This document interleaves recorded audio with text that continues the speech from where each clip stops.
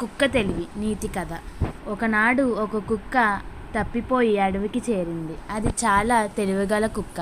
అయినా కూడా ఆ ప్రాంతం కొత్తగా అవ్వడంతో ఏ క్షణం ఎటు నుండి ప్రమాదం ముంచుకొస్తుందో అని బిక్కుబిక్కుమంటూ గడపసాగింది.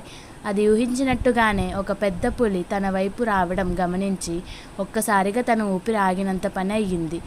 ఈరోజు నాకు ఆఖరి రోజు అనుకుంటా, తెలియక అడవులకు వచ్చి ప్రాణం మీదకు తెచ్చుకున్నాను అని తన వైపు వస్తున్న పులిని చూస్తూ భయపడి సాగింది. అప్పుడే దాని దగ్గరలో ఉన్న ఎముకలను చూసి దానికి ఒక గొప్ప ఆలోచన వచ్చింది.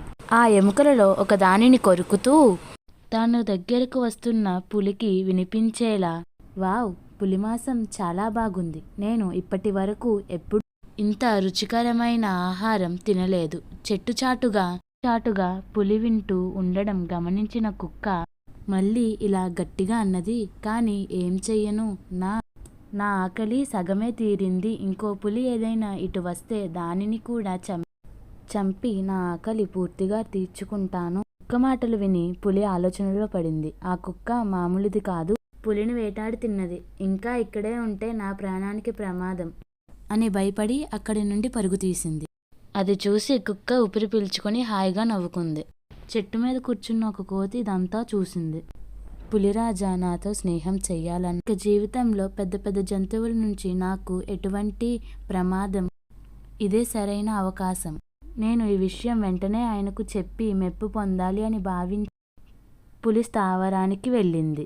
కుక్క ఆయనను ఎలా మోసం చేసిందో తాను చూసిందంతా పులితో పూసగుచ్చినట్లుగా వివరించింది. అన్నది విని పులి కోపంతో గట్టిగా గర్జించింది.